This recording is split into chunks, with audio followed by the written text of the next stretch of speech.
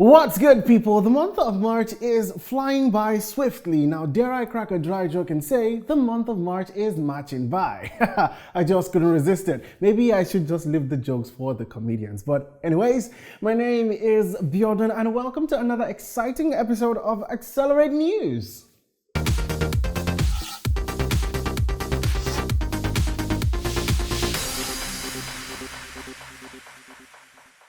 2 days after the death of President John Magufuli, Tanzania's Vice President Samia Suluhu was sworn in as the country's president on Friday, becoming the country's first female president. Now, the inauguration was witnessed by members of the cabinet and former presidents at the State House in Dar es Salaam.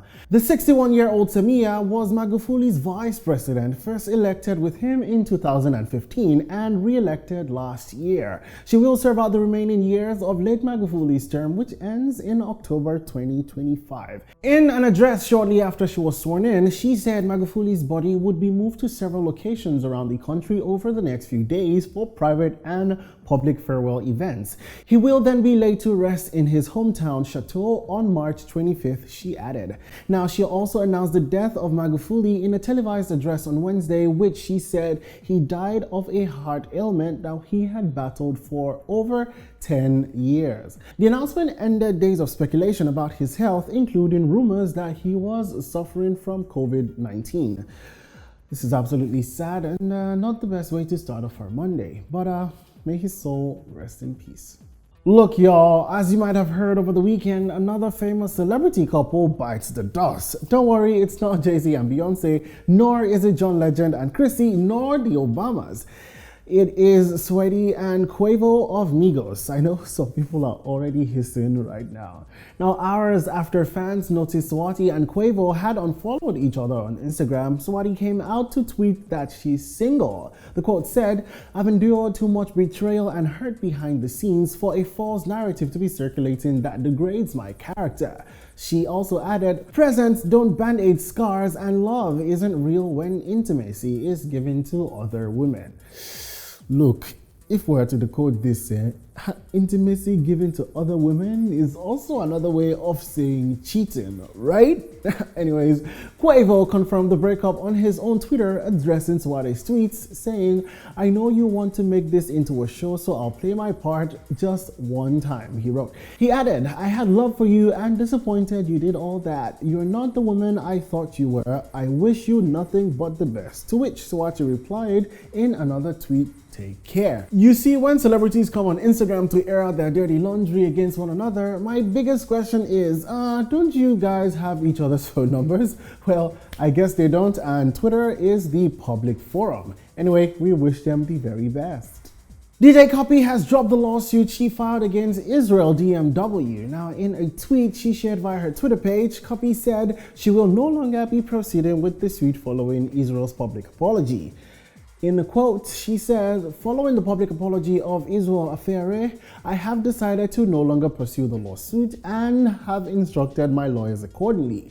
As social media users, I hope we can all learn from this and ensure that we have valid facts before we speak on matters," she tweeted.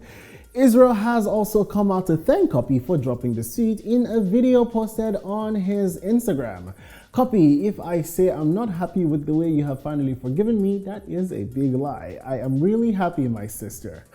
Anything that has to do with your matter or anyone's own, I won't put my mouth again. Thank you very much, Cuppy. Thank you very much, my sister," he said. Now she's your sister, right? This is just a classic case of billionaire they sleep and trouble go wake him. Instagram is planning to build a version of its app that can be used by children under the age of 13. Multiple reports say that parent company Facebook announced this in an internal company post that the company would begin building a version of Instagram for people under the age of 13 years to allow them to safely use Instagram for the first time. Now, currently the company does not allow people who are under this age to create an account on the platform. Head of Instagram, Adam Mosseri, in a statement said that although there isn't a detailed plan yet, the solution is to create a version of Instagram for young people or kids where parents have transparency or control. The announcement comes 2 days after Instagram said it needs to do do more to protect young users. Following the coverage and public criticism of the abuse, bullying, or predation faced by teens on the app, the company published a blog post on Tuesday titled "Continuing to Make Instagram Safer for the Youngest Members of Our Community." To be honest, with all the things I've seen on the internet, this is a big no for me. How about just go out and play with other kids, or do what we did when we were 13? Read our books or something? What were you doing when you were 13 and there was no social media? This is a good time for you to let me know in the comment section below.